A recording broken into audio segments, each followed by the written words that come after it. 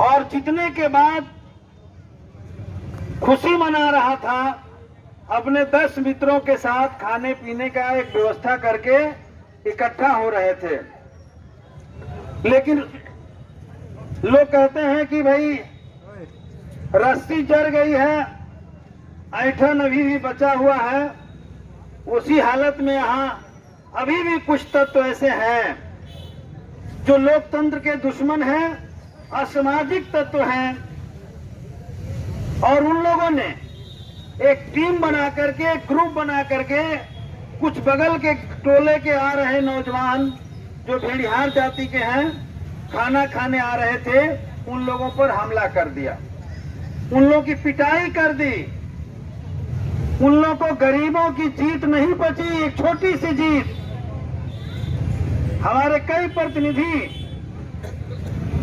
Contest देते हुए इस पंचायत चुनाव में, चूंकि पंचायत चुनाव एक अलग किस्म का चुनाव है, तो इस चुनाव को राजनीति से जोड़ करके देखना, राजनीतिक हार के रूप में देखना, इसके बजाय मैं कह रहा हूं कि ये राजनीतिक लड़ाई है, लेकिन सरकार ने इसे गैर राजनीतिक बना दिया है।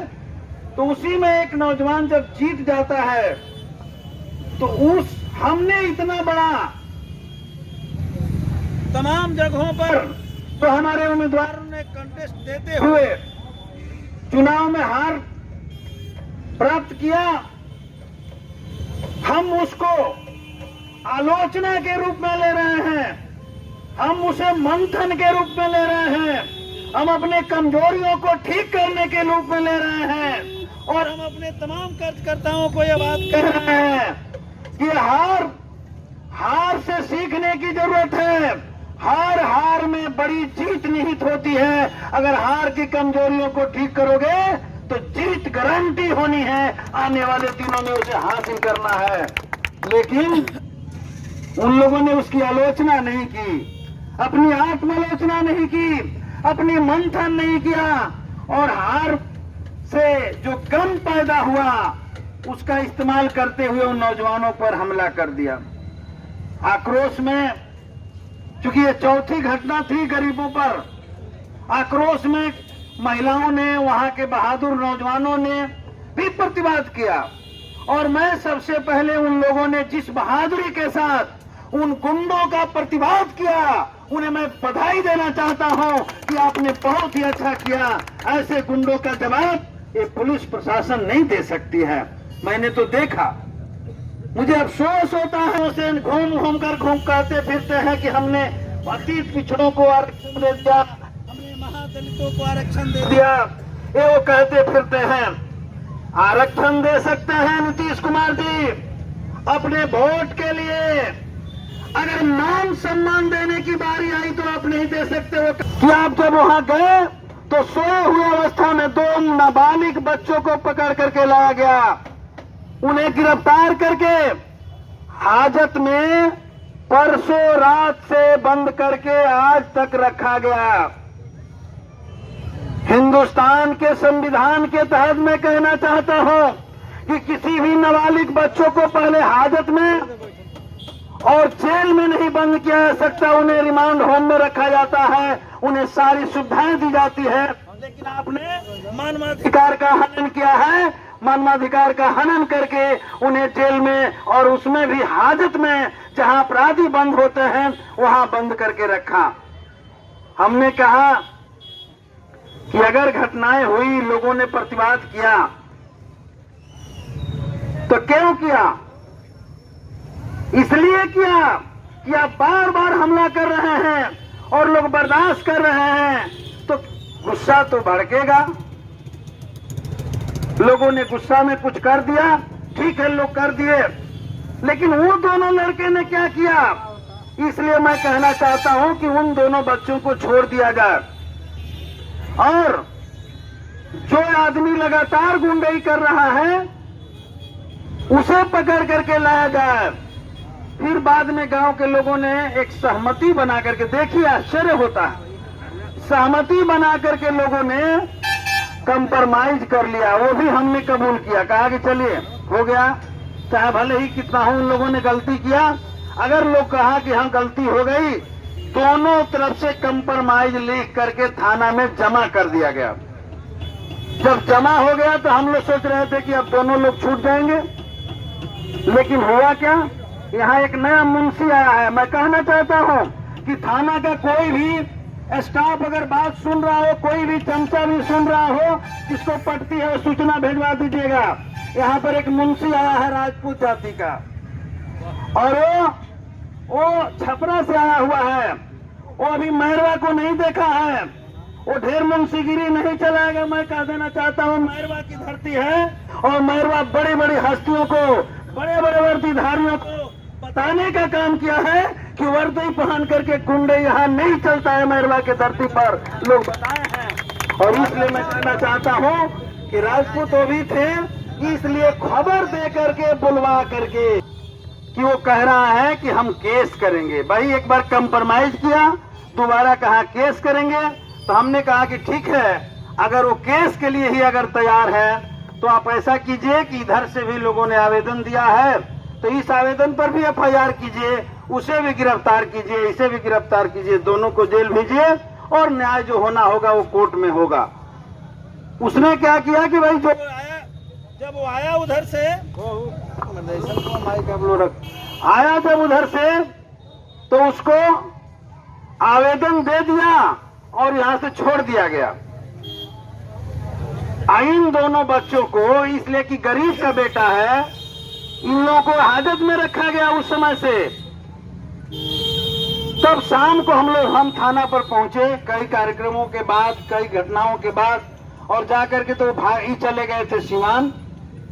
इन्होंने फोन पर कहा कि ठीक है, हमको रात भर का मोहलत दीजिए, हम उसे भी गिरफ्तार करते हैं, और नहीं तो कंप्रोमाइज करा के दोनों को छोड़ देते हैं। हमने कहा कि भाई न्यायिक प्रक्रिया में न्यायालय भी कहता है कि जो छोटा मोटा मामले हैं उसमें आप कंप्रोमाइज कर लीजिए, तो थाना अगर ऐसा करेगा तो ये तो अच्छा ही काम है, आप थाना में केस दर्ज करके भेजेंगे। तो हमने कहा जो करना हो दोनों रात भर में या सुबह 9 बजे तक कर दीजिए। सुबह हमने फोन किया, हमने कहा क्या हुआ, तब वो बता रहे हैं कि अभी तक तो आया नहीं है।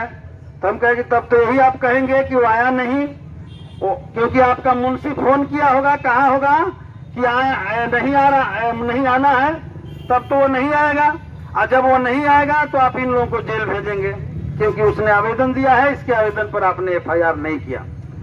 तो कह रहे हैं कि उसको भी बुला ले रहे हैं। थोड़ी देर बाद फोन करके हमने कहा कि आपको जो करना हो कर लीजिए। आज तक हमारी पार्टी का इतिहास नहीं है कि किसी भी पुलिस अधिकारी के सामने हम गिड़गिड़ाते हैं और भीख मांगते हैं आपसे न्याय का। न्याय मांगना होगा तो हम अदालत में जाते हैं और अदालत से न्याय मांगते हैं, आप जैसे दरोगा दरोगी से हम नहीं मांगते हैं। और इसलिए हमने कहा कि जो करना हो कीजिए। तब जो है थोड़ी देर बाद फोन किए कि आज आ रहा है, हम जो है देख लेते हैं, और नहीं तो कंप्रोमाइज करके या जैसे भी वो छोड़ देते हैं। वादा किया उन्होंने कि नहीं तो कम से कम नाबालिग जो बच्चा है उसे तो जरूर छोड़ देंगे, दोनों में से एक एक को भेजेंगे। मैं साफ साफ कह रहा हूं जो बात हुई। थोड़ी देर बाद जो है कह रहे हैं कि आप जो है एक को, इन दोनों को भेज दिए हैं, उसको अरेस्ट कर लिए हैं, अब जो है छोड़ दिया जाए इसी पर। हमने कहा कि जो किया आपने सो सही, अब हमको करने दीजिए। और मैं जनता के अदालत में लेकर के आया हूं इस बात को कहने के लिए कि किस तरीके से लोग कंप्रोमाइज करके केस खत्म करना चाहते हैं, गलती हुआ या सही हुआ उसको समाप्त करना चाहते हैं। तो इस थाना में बैठे हुए जो लोग हैं वो किस तरीके से लोगों को उलझाना चाहते हैं, यह तस्वीर उभर करके सामने आई। तो इसलिए अभी अभी हम जो गुठनी से आए हैं वहां भी आप देख लें, 6 लोगों की मौत हुई, 9 लोगों का इलाज चल रहा है और वो भी सीरियस है। हम तो कामना करते हैं कि स्वस्थ होकर अपने बाल बच्चों के बीच वो आ जाए, लेकिन क्या होगा ये नहीं कहा जा सकता।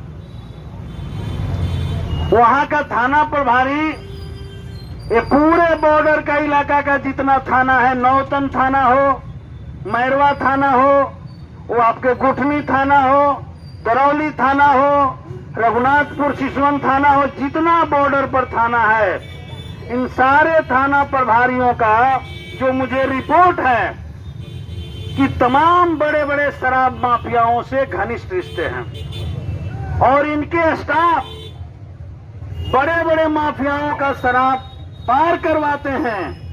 अब पता नहीं यहाँ क्या है, नहीं मैं बता सकता इनके बारे में, लेकिन इनके द्वारा भी, इनके लोगों द्वारा भी हम लोगों का रिपोर्ट है जो पार कराया जाता है।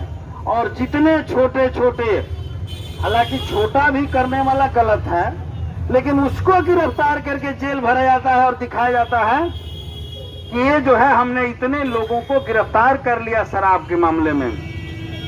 हमने कह दिया कि अगर आपको शराब बंद करना है तो जिस दिन शराबबंदी का कानून बना था हमारी पार्टी ने जबरदस्त रूप से समर्थन किया और पूरे बिहार असेंबली में तमाम सदस्यों ने समर्थन किया था। लेकिन इस काम के लिए नहीं कि 5 साल के बाद जब हम शराबबंदी हो जाएगा तो जहरीले शराब पी पी करके लोगों की मौतें होगी, इसके लिए नहीं। क्या आप कह सकते हैं कि शराब बंद है बिहार के भीतर और बड़े पैमाने पर इन लोगों ने मिली भगत शराब का धंधा चला रखा है। और इसलिए हमने कहा कि नीतीश बाबू की सरकार में, भाजपा नीतीश के गठबंधन के सरकार में, जब ऊपर से नीचे तक इनके सारे के सारे अधिकारी, सारे के सारे ऑफिसर भ्रष्टाचार में लिप्त हैं, जनता का बात सुनने के लिए तैयार नहीं है, वैसी स्थिति में इन अफसरों से क्या शराबबंदी जैसे कानून लागू होगा? कहा जाता है कि सरसों लेके भूत झाड़ने चले और सरसों में ही भूत था, तो जिस सरसों से भूत झरना है वो भूत झराएगा? ये भूत जो है सरसों में है। इनके सीओ के पास जाइए तो बिना पैसा का एक कागज आगे नहीं बढ़ेगा। इनके बीडीओ के पास जाइए, एक आवास बिना पैसा के पास नहीं होगा। इनके दरोगा के पास जाइए, एक इंक्वायरी पासपोर्ट का जो ईमानदारी से करना है कोई दरोगा किसी थाने में पास नहीं होगा। तो ये सारे के सारे धंधा वर्दी पहन करके ये लोग चला रहे हैं और इस सरकार छूट दे रखी है। जानते हैं कितना मनोबल बढ़ाया है नीतीश कुमार ने बिहार के पुलिस अफसरों का? किसी भी व्यवसायी हो, किसी भी बड़ा आदमी हो, उसको 1 मिनट में अपमानित कर देता है पुलिस ऑफिसर। वो नहीं समझता है कि सिविलियन है, ये सम्मानित नागरिक है, इनको कैसे बिहेव करना चाहिए। मैं कहना चाहता हूँ, और नहीं पढ़े हो तो पढ़ लो, न्याय की प्रणाली का मतलब है कि जिन तत्वों से समाज में खतरा है, जिन लोगों से समाज में अशांति फैलती है, उन पर कार्रवाई करना है। आम लोग, चाहे वो कोई व्यवसायी हो, कोई बुद्धिजीवी हो, कोई नौजवान हो या कोई किसान हो, अगर मार झगड़ा करता है, कोई गलती करता है, तो उसको बिहेव जो करना है, उसके साथ जो व्यवहार करना है, एक एक नाम नागरिक की तरह से करना है। कभी क्रिमिनल जैसा पुलिस को बिहेव नहीं करना है। यही न्याय का प्रणाली है। ये लो, आप पर तो 107 हो गया तो तुरंत आके गर्दनें पकड़ के कहेगा थाना, बैठ चल थाना में। और बड़ा बड़ा क्रिमिनल से रोज फोन पर बात होता है और जाना है घर पर तो पहले सूचना दे दिया जाएगा कि हट जाओ, हम तुम्हारे यहाँ रेड करने आ रहे हैं। ये हालात हो गया है इस सरकार में। और इसलिए मैं कहना चाहता हूँ, हम लोग बिहार असेंबली में आपने चुन करके भेजा, कोई ऐसा दिन नहीं रहा जिस दिन हम लोगों ने सवाल नहीं उठाया। अभी भी मैं कह रहा हूँ, इस शराबबंदी के सवाल पर भी हमने उठाया था। आप लोगों ने भाषण सुना होगा, हमने उठाया था। गरीबों के राशन कार्ड का सवाल पर यहाँ का वीडियो मैं आया हूँ। ये बात सही है कि आए हुए कम दिन हुआ। मैं एलानिया तौर पे कहना चाहता हूँ कि आप लोग कान खोल करके सुन लीजिए। यहाँ के गरीब महान जनता ने भाजपा वाले महागठबंधन के नेतृत्व में यहाँ के विधानसभा के सीट को दिया है और चुन करके विधानसभा में भेजने का काम किया है। तो जीरा गई विधानसभा में अगर कोई भी गरीब थाना में जाता है, कोई भी गरीब कुर्बे आम नागरिक ब्लॉक में जाता है, अंचल में जाता है, आप कान खोल करके सुन लो, उन्हें गरीबों को उतना ही सम्मान मिलना चाहिए। आप जानते हैं, आपका वो नौकर है, आपका वो सेवक है, वो मालिक बन जाता है। इस चीज को बदल डालो जनता जाएगी, जनता को बैठने के लिए सम्मान के साथ कुर्सी देना होगा। अगर नहीं मिलेगा तो इसका हिसाब उसी समय वहां करना होगा। ये लड़ाई चलेगी और इसलिए मैं थानेदारों से और तमाम अधिकारियों से भी ऐलानिया तौर पे कह रहा हूं कि हमने जनता के बीच संवाद किया है।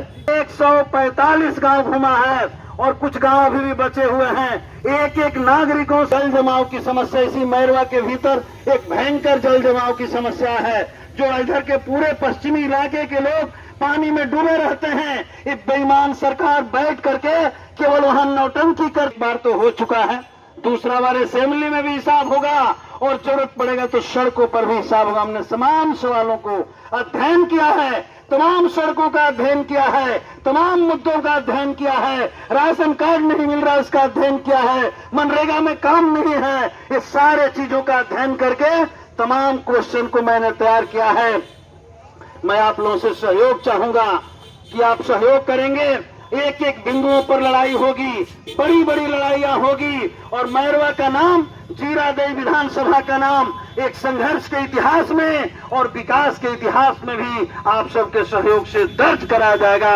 इस लड़ाई को भी हम लोग लड़ रहे हैं। लेकिन ये आज मैं यही अपील करने आया और कहने आया हूं कि हमने गुठनी वाली घटना पर बेलौड़ी में जो हुआ है, हमने मांग उठाया है कि जो क्षेत्रीय खास करके बॉर्डर के इलाके के जो थाने हैं, जांच होनी चाहिए।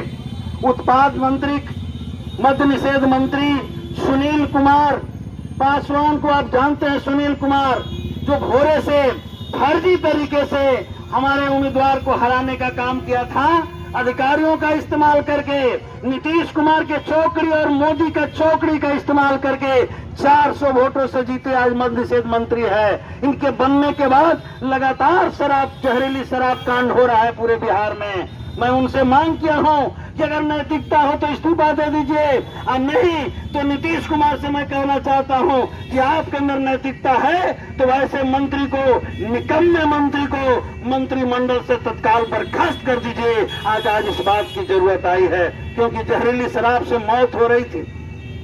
हमने एक परिवार से मिला, 28 साल की उम्र का नौजवान और उसकी बहू, उसकी औरत वहां बैठकर रो रही थी। छोटे छोटे बच्चों को लेकर देख करके आंख से आंसू निकल आया था।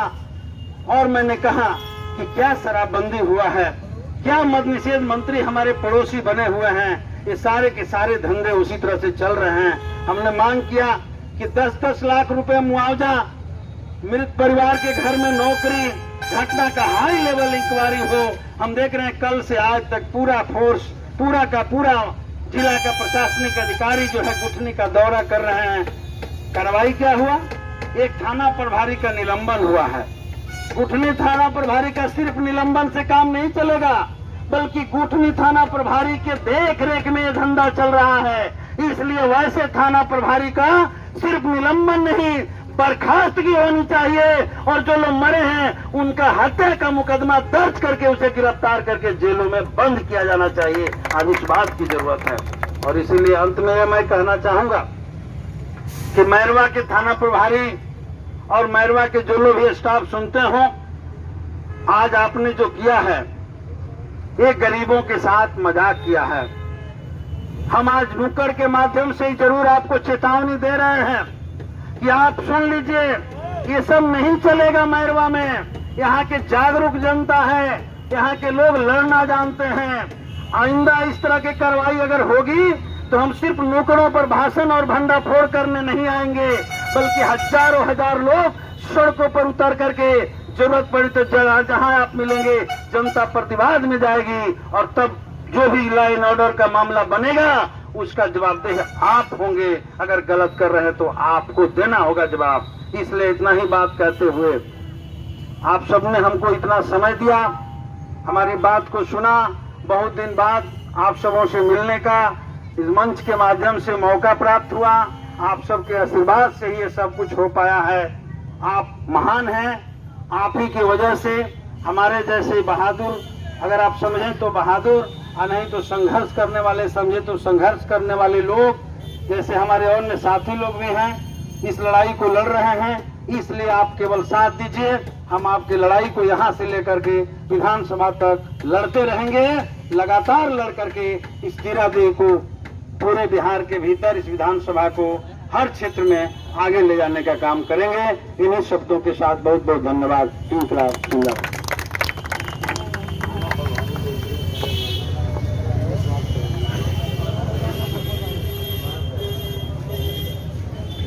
इनकलाब जिंदाबाद, जिंदाबाद जिंदाबाद, इनकलाब जिंदाबाद, जिंदाबाद जिंदाबाद, भाकपा माले जिंदाबाद, जिंदाबाद जिंदाबाद, भाकपा माले जिंदाबाद। जिंदाबाद जिंदाबाद।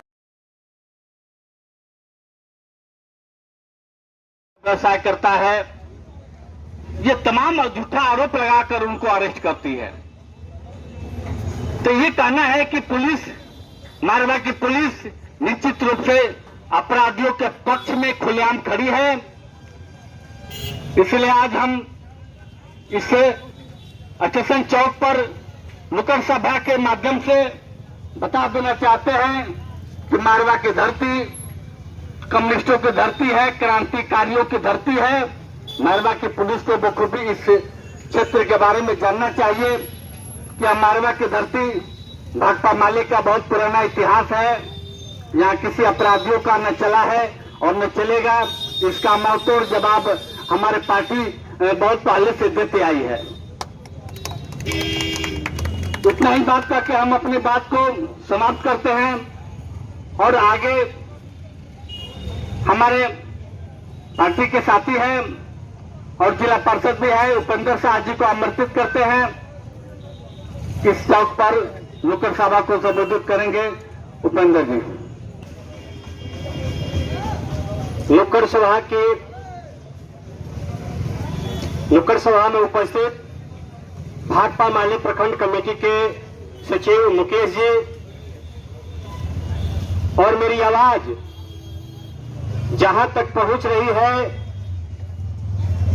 इस स्टेशन चौक पर छात्र, नौजवान, किसान, मजदूर, दुकानदार, आप तमाम सम्मानित जनता को हम अपनी पार्टी की तरफ से, इनकलाबी नौजवान सभा की तरफ से क्रांतिकारी अभिवादन करते हैं।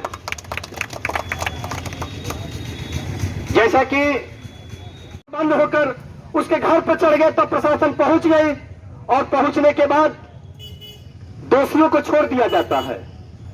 वहां के 12 साल के बच्चे को उठाकर लाया जाता है, वैसे लोगों को उठाकर लाया जाता है जिनका केस से कोई लेना देना नहीं, उस घटना से कोई लेना देना नहीं है।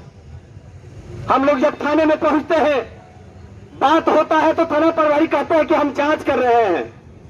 अरे भाई, जब आप जांच कर रहे हैं तो सही बात आपको गांव में बैठकर जांच करना चाहिए। आप थाना में दबाव बना रहे हैं। दूसरी तरफ कुछ ऐसे लोगों को भी फंसाया जा रहा है जिनका दूर दूर तक कोई नाम नहीं है। दिन भर काल यही चला। दिन भर काल सब कुछ घटना होने के बाद, सब घटना घटने के बाद दोनों पक्ष के लोग राजी भी हो गए कि चलिए हम लोग से जो भी गलती हुई उसका हम लोगों ने प्रायश्चित कर लिया है और इसको समझौता में हम लोग जाते हैं। सुन लीजिए, तमाम जनता जनार्दन से मेरा निवेदन है कि थाने में बैठकर दोनों पक्ष के लोग लिखित सुलहनामा करते हैं तो जानते हैं तुलसी जी क्या कहते हैं उस एक पक्ष को लेकर, करे चट्टा कहीं का, अरे तुम काहे लिए समझौता कर रहा है, हम लोग तुम्हारे साथ है ना। और बैठाकर पुनः उस व्यक्ति से उसको भड़काया जाता है, पुनः उस व्यक्ति से आवेदन लिखवाकर और एफआईआर किया जाता है। दोनों पक्ष के लोग ये चाहते रहे कि ये केस को सुलहनामा कर लिया जाए, लेकिन पहली बार हमको देखने के मिला आखिर प्रशासन के लोग बैठकर एफआईआर करवा रहे हैं। ये चिंता के विषय है। आप जानते हैं क्यों ऐसा कर रहे हैं ये लोग? ताकि कुछ लोगों को परेशान किया जा सके, कुछ लोगों से पैसा उठा जा सके। ये चरित्र हो गया है मैरवा थाना का।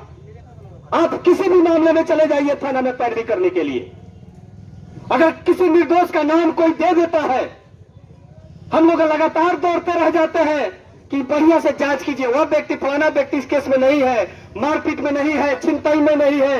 लेकिन उसका ये जानते हुए भी थाना के तमाम स्टाफ लोग भी जान रहे हैं कि ना ये बात सत्य है लेकिन बगैर पैसे दिए हुए उनका नाम नहीं निकाला जाता। ये थाना की हालात है। तब प्रश्न उठता है कि आखिर आज के डेट में जनता को क्या करना चाहिए। ये केवल माधा का इकलौता घटना नहीं है। हम तमाम पंचायतों की बात कर रहे हैं। मुनियारी पंचायत के लक्ष्मीपुर गांव में एक लड़का, ये 2-3 महीने पहले की बात है, एक लड़का अत्यधिक दारू पी लिया जिसके चलते उसका मौत हो गया। और आंगन फांगन में कुछ विरोधी लोग, चूंकि जानते हैं कि पंचायत चुनाव में बहुत सारे लोग विरोधी होते हैं, लेकिन कुछ लोग ऑनलाइन में एक नौजवान लड़के का नाम डाल देते हैं कि यह लड़का हमें ज्यादा दारू पिला के इनको मार डाला। पुलिस प्रशासन एक बार भी जांच नहीं करती है। वह नौजवान के घर के लोग इतना प्रताड़ित है आज के डेट में, जाके कोर्ट के चक्कर काट रहे हैं, दौड़ दौड़ के कह रहे हैं। पूरा गांव जानता है, पूरा पुलिस महकमा जानता है कि वो मर्डर नहीं है, वो चूंकि दारू पीने से मौत हुआ था, लेकिन 2-4 नौजवानों को उसमें फंसाया गया है। माना जा रहा है कि मोटी रकम दीजिए। जिस समाज में समय बनाने के लिए, न्याय व्यवस्था करवाने के लिए कानून को व्यवस्था किया गया है, आज वही कानून तमाम लोगों के हक अधिकार पर खेल रहा है। ये समझने की जरूरत है।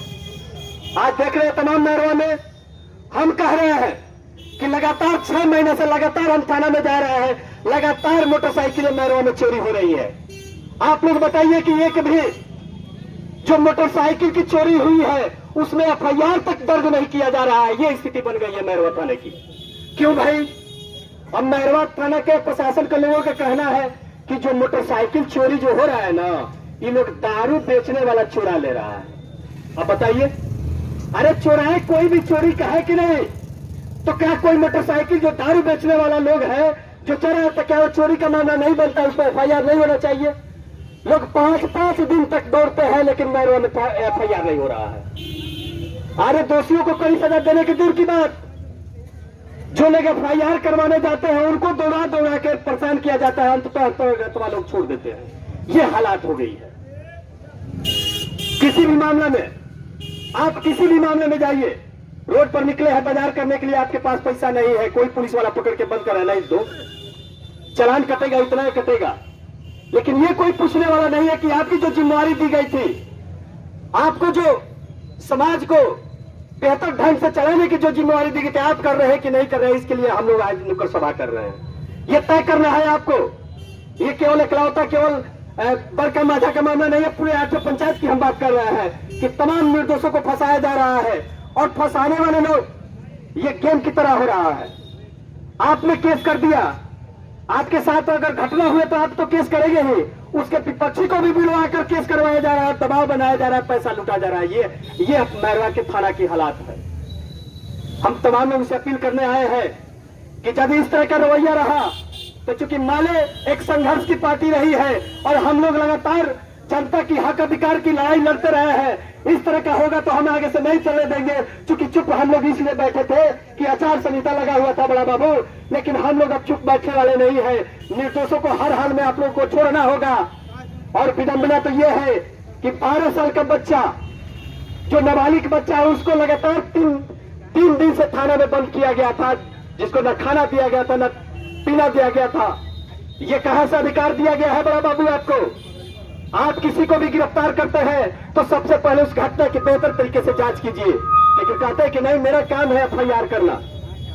सुलहनामा होने के बाद इस केस में रात को बुलवाकर और उससे केस करवाया जाता है, और पुनः वो समांतर विचारधारा के लोग जाके रात को एक महिला को पीटते हैं, लेकिन बड़ा बाबू नहीं जाते हैं। ये हालात हो गया है। इस हालात में आपको सोचना है, क्योंकि ये देश काफी तेजी से बदल रहा है, हमारा बिहार काफी तेजी से बदल रहा है। आप देख रहे हैं कि हम अपने घर की कड़ा में जूझ रहे हैं। एक तरफ हम देख रहे हैं कि जहां महंगाई की मार है, आप तमाम लोग महंगाई की मार से जूझ रहे हैं। इस पे हम तमाम लोगों से निवेदन करना चाहते हैं कि एक महंगाई, जिस सरकार को हमने चुना था कि ये सरकार ही हमारे लिए बेहतर ढंग से काम करेगी, तो आज देख रहे हैं महंगाई। आज पेट्रोल की कीमत कहां पहुंच गई है, डीजल की कीमत कहां पहुंच गई है, खाने वाले कड़ू तेल की कीमत कहां पहुंच गई है। यानी कि तमाम चीजों पर महंगाई बढ़ गई है। कोई चूक करने वाला नहीं है, आपको इस बात पर सोचना होगा। इस जो सरकार है, ये मोदी की सरकार है, केवल बड़े बड़े वादे करने वाली ये सरकार है। इसके विषय में भी आपको सोचना होगा, नौजवानों को सोचना होगा। किसी को रोजगार नहीं मिल रही है और रिकॉर्ड तोड़ महंगाई के चलते सब लोग बर्बाद हो रहे हैं। नौजवानों को, जो शिक्षित नौजवान है, आज हमारे ही और आपके घर के नौजवान जो पढ़ लिख कर चाहते थे नौकरी करने के लिए, लेकिन उनको नौकरी नहीं मिल रहा। नौकरी मिलेगी कैसे? हम जिस परिसर में बैठकर हम यहाँ आज नुक्कड़ सभा कर रहे हैं, जहाँ रेलवे की हालात को तो पूछिए। बहुत से हमारे बिहार के नौजवान जो रेलवे में जाकर अपना सेवा देने का सोच रखते थे, आज रेलवे का क्या स्थिति हो गया है। पूरे का पूरा रेलवे जो सरकार ने बेच रखा है। अब हमारे नौजवान सरकारी जो रेलवे में नौकरी करना चाहते हैं, आखिर कहाँ जाके नौकरी करेंगे? सबसे निचले तबके के लोगों को सबसे ज्यादा रोजगार देने वाला ये संस्था है रेलवे, लेकिन आज इसका प्लेटफॉर्म से लेकर, इसका ट्रैक से लेकर, यह तमाम चीजों को बेचने की ये मोदी सरकार काम कर रही है और हमारे देश के लोग इस बात को नहीं समझ रहे हैं। जब आप देश की तमाम समुदाय जब बड़े बड़े उद्योगपतियों को बेच देंगे तो महंगाई क्यों नहीं बढ़ेगी? आज हम पेट्रोल और डीजल की बात कर रहे हैं। क्या आज के डेट में भारत सरकार के पास पेट्रोल और डीजल का मालिकाना हक है? आपको जो समझने की जरूरत है, क्योंकि पेट्रोलियम कॉर्पोरेशन लिमिटेड को अडानी ने खरीद लिया है। जब अडानी जब खरीद लेगा तो निश्चित तौर पर वो अपने हिसाब से अपने रेट तय करेगा। आज आप देख रहे हैं, ये भी सोच लीजिए, आज जो बिजली बिल आप जला रहे हैं, इसका भी कीमत लगभग 3 गुना बढ़ने जा रहा है। कोयला जो भारत की मुख्य संपदा हुआ करती थी, कोयला को भी बेचने का ये सरकार काम की है, जिसका नतीजा है कि बिजली आने वाले दिनों में आपको बिजली बहुत महंगा मिलेगी। ये आपको कान खोल कर सुनने की जरूरत है। तमाम नौजवानों से मेरा अपील है कि ये सरकार कोयला, रेल, पेट्रोलियम तमाम चीजों को जब बेच देगा तो आप कहां रोजगार करने के लिए जाइएगा? और जब ये तमाम चीजें जब उद्योगपतियों के हाथ में होगा तो निश्चित तौर पर महंगाई बढ़ेगी।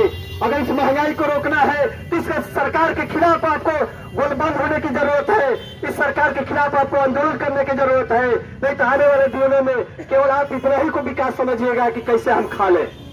ये स्थिति बन गई है इस देश में।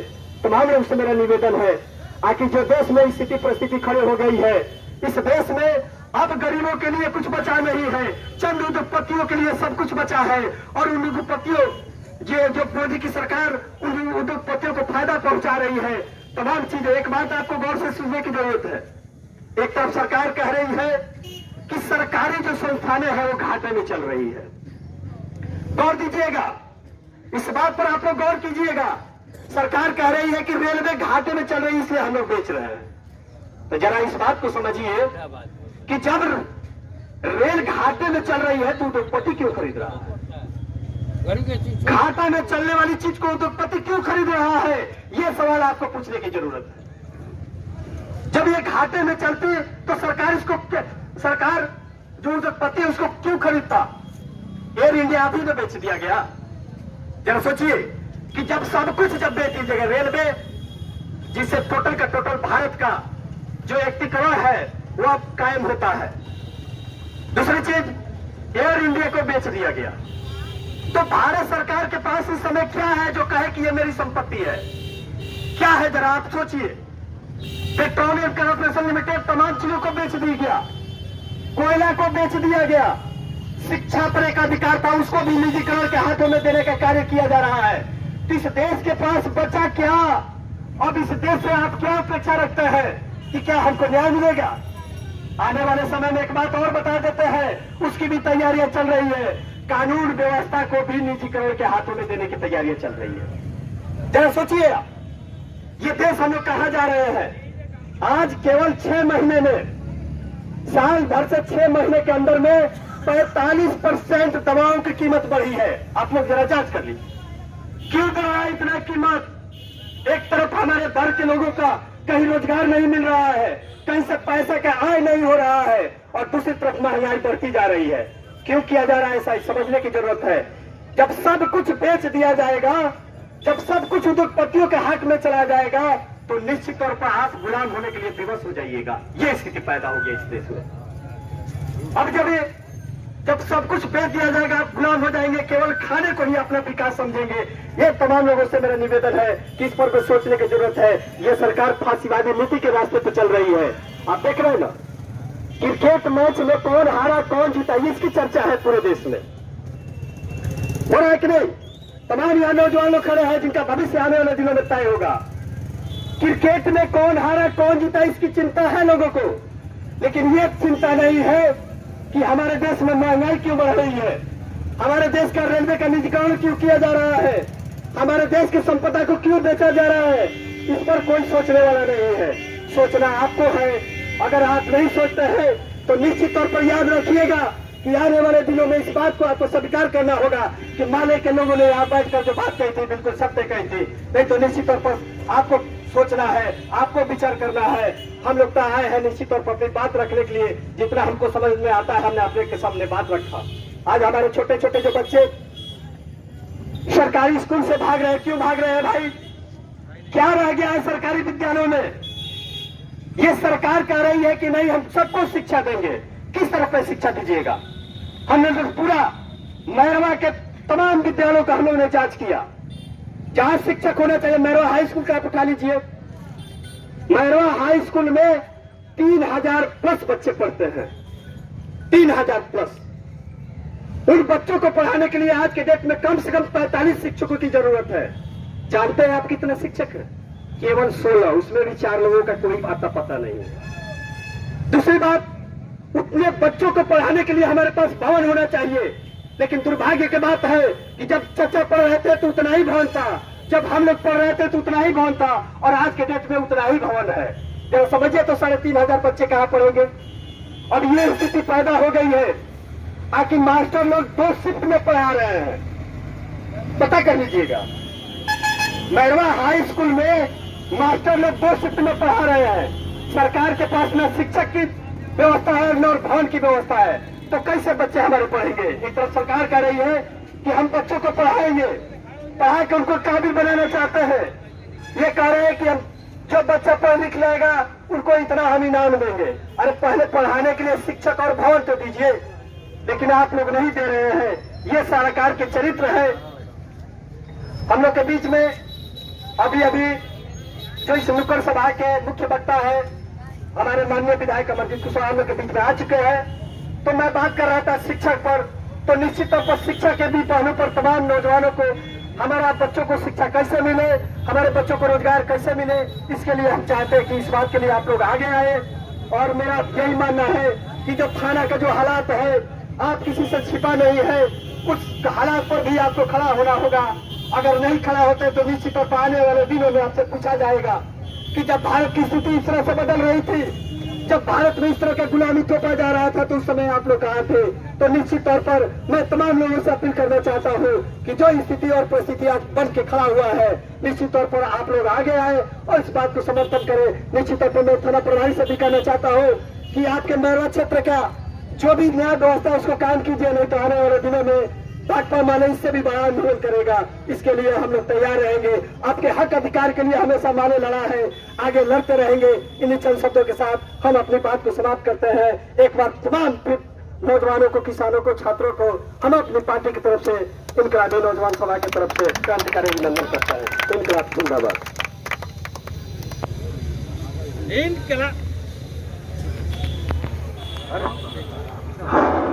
इनकलाब जिंदाबाद, जिंदाबाद जिंदाबाद, भाजपा माले जिंदाबाद, जिंदाबाद जिंदाबाद, इनकलाब जिंदाबाद, जिंदाबाद जिंदाबाद, पुलिस समन्ती गठजोड़ मुर्दाबाद, मुर्दाबाद मुर्दाबाद, पुलिस समन्ती गठजोड़ मुर्दाबाद, मुर्दाबाद मुर्दाबाद, पुलिस समन्ती गठजोड़ मुर्दाबाद, मुर्दाबाद मुर्दाबाद, इनकलाब जिंदाबाद, जिंदाबाद जिंदाबाद, भाजपा माले जिंदाबाद। जिंदाबाद जिंदाबाद।